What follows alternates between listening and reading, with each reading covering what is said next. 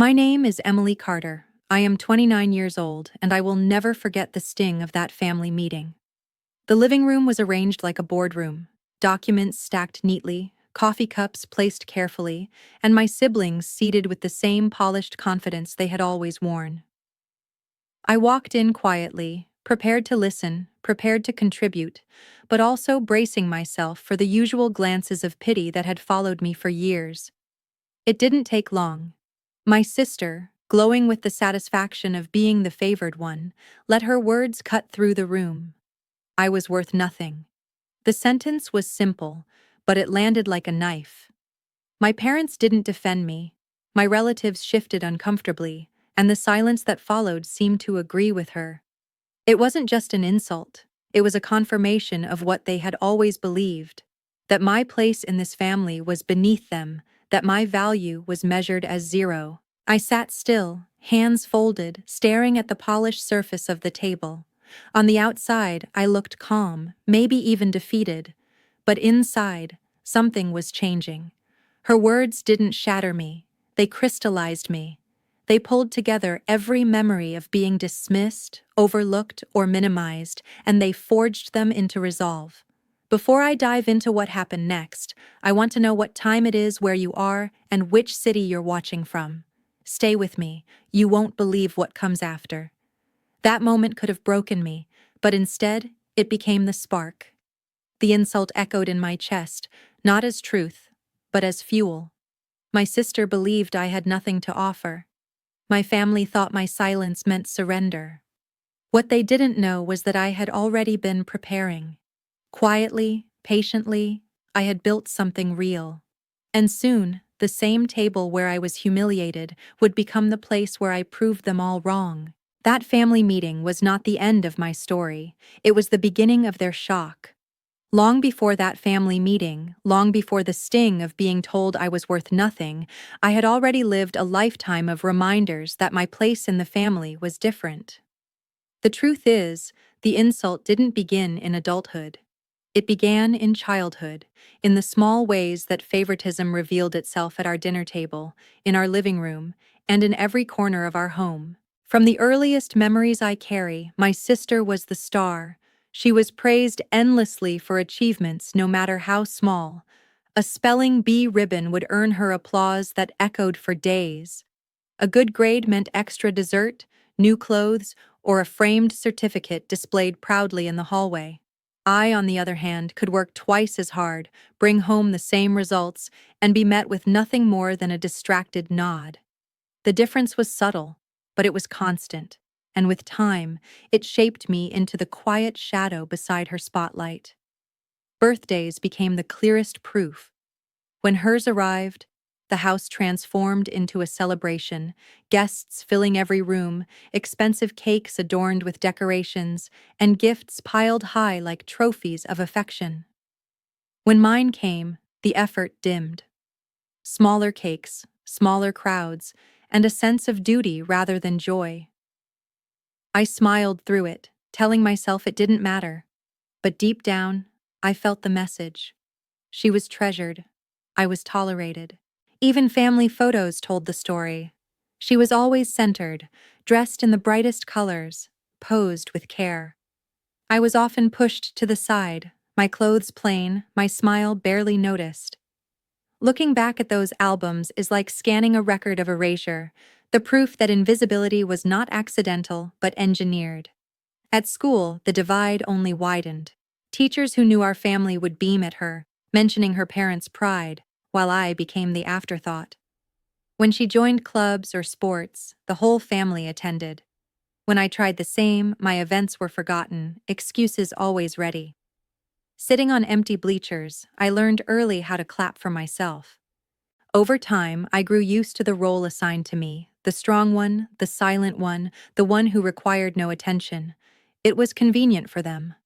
My parents believed that praising her achievements meant lifting the family's name, while my endurance meant they didn't have to worry about me.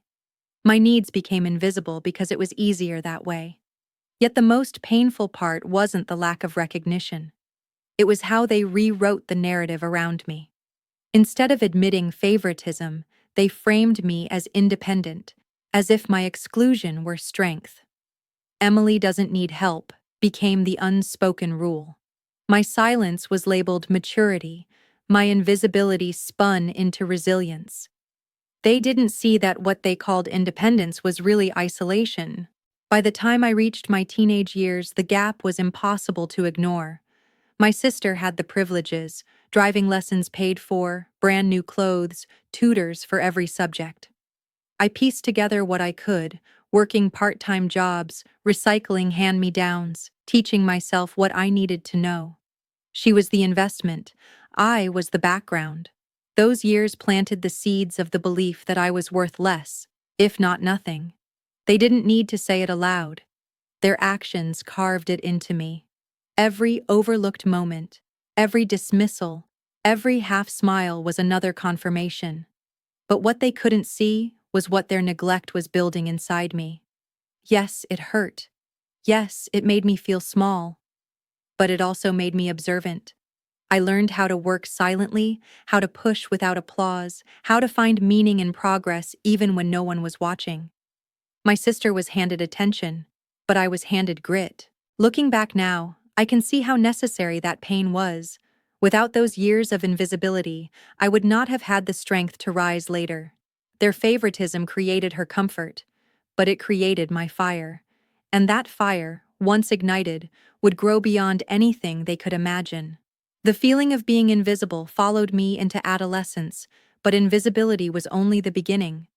As I grew older, the quiet dismissals turned into sharper wounds, betrayals that cut deeper than silence ever could. If being overlooked made me feel small, being sabotaged made me question whether my family actively wanted me to fail. It began with ideas.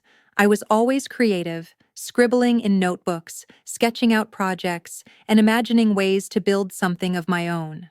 One summer, I designed a plan for a small online shop selling handmade jewelry. I worked tirelessly on it, even saving enough money to buy basic supplies. I remember the excitement of thinking, maybe this is my way out. But before I had the chance to launch, my sister casually mentioned the concept to her friends, framing it as her own. Within weeks, she was praised for her entrepreneurial spirit, while I was left with nothing but the sting of recognition stolen. No one believed me when I said the idea was mine. The betrayal didn't stop there. In school, I applied for a scholarship, a small grant that could have helped me attend a summer program in business studies. I kept my application quiet, not wanting to draw attention, but somehow my sister found out. She whispered to relatives that I wasn't serious enough to deserve it, that I was only pretending to care about my future. Word spread quickly, and soon even teachers began to doubt me. When I was rejected, I couldn't shake the suspicion that her whispers had poisoned the perception of me long before the committee read my file. Even friends became unsafe. I confided in cousins about my dreams of leaving home one day, of building a life where I wasn't constantly measured against someone else. Within days, those words circled back to my parents, twisted into accusations that I was ungrateful, that I thought myself above the family. The message was clear. Even my private hopes could be used against me. The cruelest part was the ease with which they dismissed me afterward. To them, these betrayals were jokes, exaggerations, harmless gossip. To me, they were confirmation that I was not just ignored, I was undermined. They didn't simply overlook my worth, they actively chipped away at it. Looking back, I can see how these betrayals hardened me. Each one added another layer of caution, another reason to keep my plans hidden. If invisibility had taught me to endure, betrayal taught me to protect. I stopped sharing my ideas, stopped looking for validation, and started working in silence. It was lonely, but it was safer. My sister believed she was cutting me down, but in reality, she was teaching me the most valuable lesson of all. Trust carefully, guard fiercely, and let results speak louder than words. What she thought was sabotage became the foundation of my resilience. They thought I was worth nothing, but the betrayals that were meant to prove it were, in fact, sharpening the tools I would one day use to prove them wrong. Leaving home was less like stepping into freedom and more like stumbling into a storm. I had imagined independence as a clean break, a chance to breathe without judgment, but the reality was far harsher. With only a small savings account and the weight of unshakable doubt in my chest, I packed my belongings into two battered suitcases and walked out of the house that had never truly felt like mine. At first, there was relief. The silence of my tiny rented room felt different from the silence of my family home. This silence was mine. But relief doesn't pay rent, and freedom doesn't fill an empty fridge. Within weeks, the challenges began stacking higher than I could manage. Jobs were scarce, and the ones I could find were unstable, low-paying, and exhausting. I took on shifts at cafes, retail counters, and late-night cleaning crews just to scrape together enough to keep the lights on. Even then, it was never enough. Rent consumed most of my income, leaving little for food. There were nights when I skipped dinner entirely, sipping water and convincing myself that hunger was temporary. My clothes wore thin, my shoes cracked at the soles, and my body carried the weight of fatigue. Independence didn't feel like triumph. It felt like survival. My first attempt at building something on my own collapsed quickly. I poured my limited savings into launching a small online shop, hoping to turn creativity into income. The website went live, but sales never came. Without marketing skills, without support, the effort crumbled. I was left with empty pockets and a heavier sense of failure. The echo of my sister's words, "worth nothing," grew louder with every setback. I tried again, picking up freelance work, patching together odd projects. Some weeks I made progress, other weeks I made nothing at all. The inconsistency gnawed at my confidence. Bill collectors called, and debt began to shadow me. I moved apartments twice, each time to a cheaper, smaller place, until finally I was renting a single room with no kitchen, just a hot plate in the corner. It was during those nights, staring at the ceiling in near darkness, that I came closest to breaking. I questioned whether my family had been right all along. Maybe I really was destined to be the failure, the one who never measured up. Their voices lived in my head, echoing over every misstep. And yet, somewhere in the quiet, a different voice grew. It wasn't loud, but it was steady. It reminded me that even in failure, I had chosen my path. I wasn't living someone else's life. I wasn't trapped at their table anymore. I had fallen, yes, but I had fallen on my own terms. That realization didn't erase the pain, but it planted the seed of resilience that would later carry me further than I could imagine. Rock bottom didn't destroy me. It refined me. And in that refining fire, I began to understand that the only way forward was to rise, even if it meant starting over again and again until something finally held. After scraping along the bottom, I learned something I never could have understood inside my family's house. Failure was not the end, it was the foundation.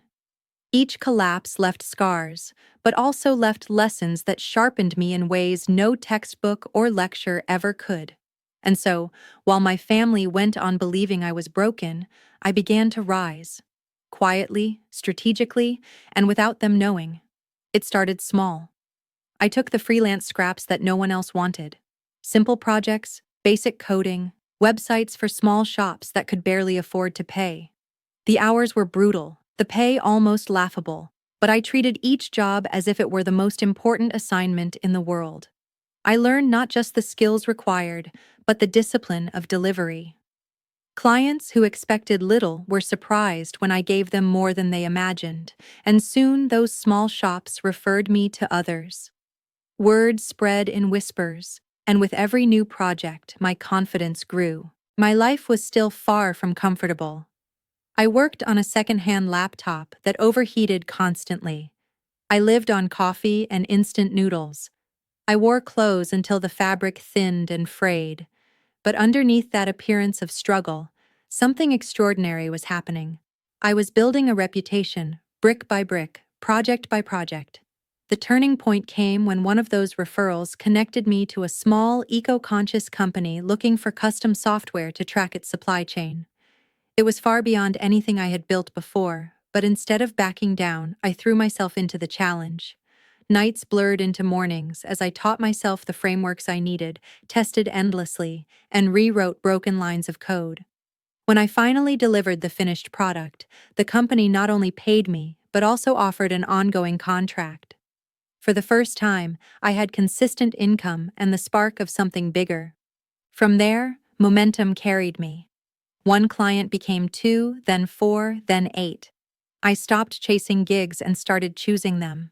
I built a portfolio that opened doors I once thought closed to me forever. With each step, I grew more cautious about who knew what. I didn't post updates on social media, didn't share wins with extended family, didn't breathe a word at home.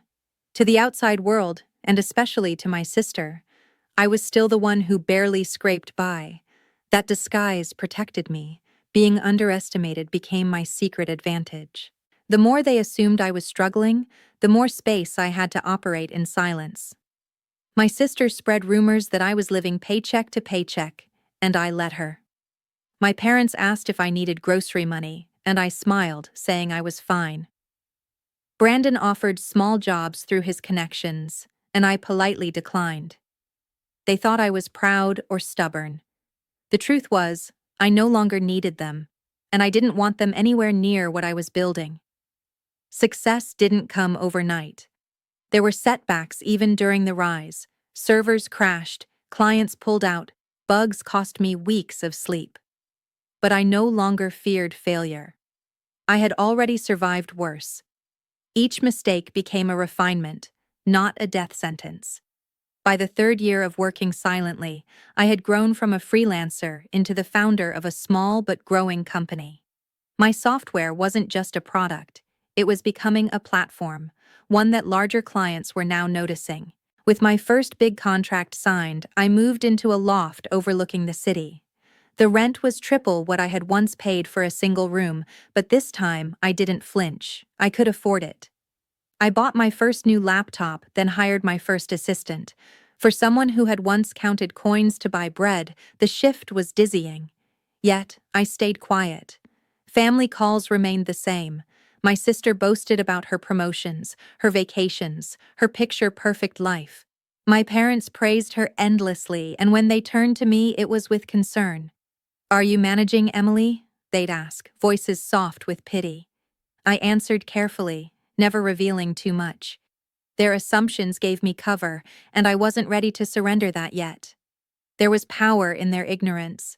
Every time they dismissed me, every time they repeated the story that I was the one who never amounted to anything, I smiled privately. Because I knew the truth they couldn't imagine. I was no longer surviving. I was thriving. By the 5th year, my company had grown beyond freelancing. We had employees, investors, and contracts that brought in more revenue than I had ever dreamed possible. I secured patents, expanded into new markets, and saw my name mentioned in industry articles. Still, to my family, I remained invisible, the same worth-nothing child they had always believed me to be. And I let them. Keeping my success hidden wasn't just strategy. It was self-protection.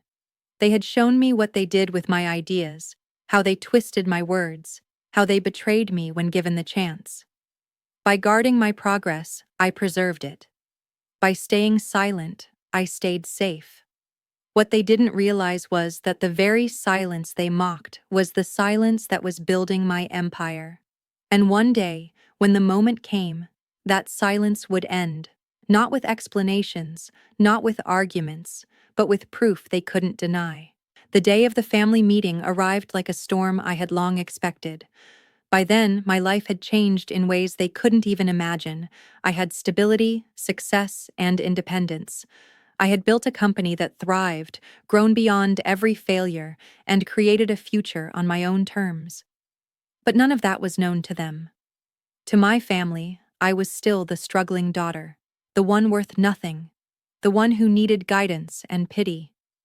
The house was arranged for seriousness. A long table at the center, papers spread out, coffee mugs half full, and my parents seated with the weight of age pressing heavily on their shoulders. My sister sat tall at the head, her posture sharp, her smile polished, ready to run the show. My brother leaned back casually, his confidence dripping into every gesture. I took a seat quietly, unnoticed, as though I had drifted in like background noise. The meeting began with numbers, the costs of care, the future of our parents, and the responsibilities that each sibling should shoulder. My sister spoke with authority, listing expenses and dividing them neatly between herself and my brother. Then she turned to me, her smirk widening. "And, Emily," she said, her voice dripping with condescension, "you can contribute a little, whatever small amount you can manage. After all, you're not worth much more than that." The words were familiar, but hearing them spoken aloud in front of everyone was like a cold blade pressed to my skin. The room didn't argue. No one defended me. My parents lowered their eyes, my brother chuckled under his breath, and the silence that followed was their confirmation. I sat still, letting the insult hang in the air, letting it settle into the walls like a declaration of fact. But inside, my heart was steady. This was the moment I had been waiting for. The years of silence, of guarding my truth, of enduring their laughter and whispers, they had led to this table. And I was ready. I reached into my bag and pulled out a folder, its edges crisp, its contents heavier than the weight of their assumptions. Slowly, deliberately, I laid it on the table. Their eyes flicked toward it, confused, curious. I opened it to reveal the proof of what I had built: contracts, bank statements, and the letterhead of the company they never knew existed. Their silence thickened. My sister's smirk faltered. My brother shifted in his chair, and for the first time, my parents looked at me as though I was no longer invisible. Then, without a word, I reached for my checkbook. The pen felt solid in my hand, the ink smooth against the paper. I wrote the numbers clearly, each stroke deliberate, and when I finished, the figure stared back at me. $1 million. I tore the check carefully, placed it on the table, and slid it forward. The sound of paper against wood was louder than any argument I could have made. The room froze. My sister's eyes widened, her lips parting as though to protest but finding no words. My brother's confidence cracked, his jaw tightening, his knuckles white against the edge of his chair. My parents leaned forward, their expressions a mixture of disbelief and confusion.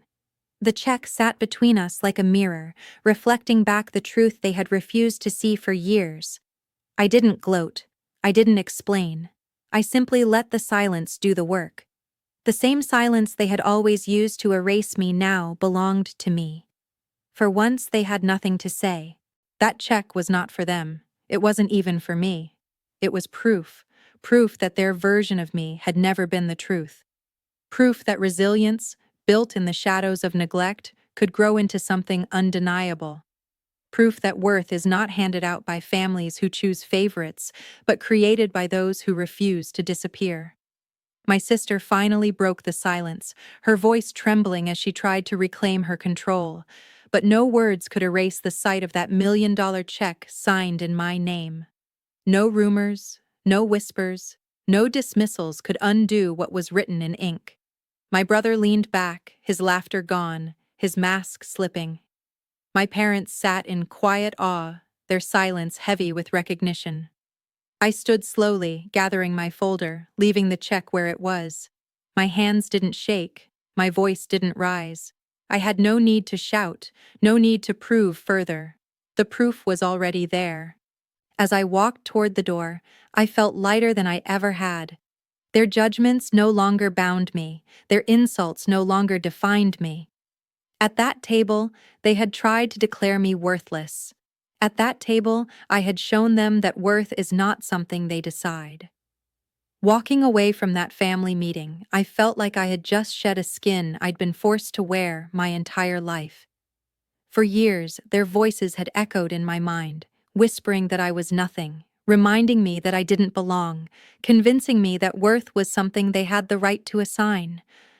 But as I closed the door behind me and left the $1 million check resting on the table, the weight of those voices dissolved.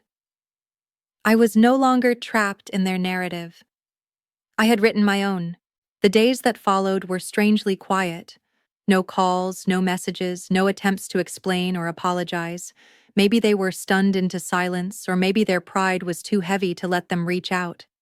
Either way, I didn't need their words anymore. I had given them proof they could never erase, and I didn't need to hear their justifications. Their silence was not my burden.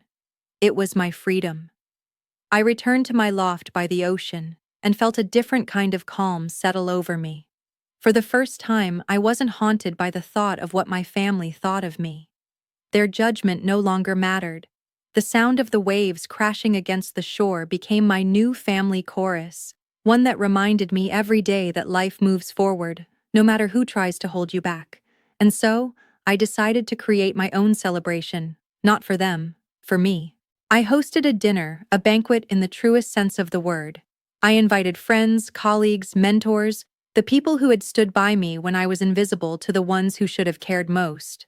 I filled the table with food that spoke of abundance: roasted vegetables, fresh bread, rich sauces, fruit glistening under soft candlelight. Glasses sparkled with wine, and laughter filled the air. Looking around that table, I realized something profound. Family isn't always the people you are born into. Family can be the ones who choose to see you, who value your presence without conditions, who lift you up rather than push you aside. For years, I had starved at a table where my plate was taken from me. Now I sat at a banquet of my own making, surrounded by people who respected me not for what I could provide, but for who I was. The check I had signed back at the meeting wasn't about wealth. It was about reclaiming my voice. This banquet was about reclaiming my joy. Both were proof that no matter how much others tried to erase me, I had built a life that could never be denied. In the quiet moments of that evening, between laughter and clinking glasses, I thought back to the girl I once was, the one who sat in the corner, the one cropped out of family photos, the one told she was worth nothing. I wanted to reach back through time and tell her, "Hold on, you're building something no one else can see yet." Because that was the truth all along. The invisibility, the betrayal, the rock-bottom moments, they were all chapters, not conclusions. By the end of the night, as the candles burned low and my friends lingered with full plates and warm smiles, I knew this was my victory. Not revenge, not even recognition. Victory was this peace, this fullness, this certainty that I had created a life defined by my own terms. To anyone who hears my story, I want you to remember this: your worth is not decided by those who fail to see it. Your value is not diminished by their blindness. You are not defined by the family, friends, or strangers who mock you. Worth is built quietly, step by step, through the choices you make, the resilience you carry, and the courage to keep going even when no one believes in you. Thanks for hearing my side. Subscribe for more family drama stories. Leave a like if this touched you. Comment where you are watching from. I wish you nothing but luck in your own life.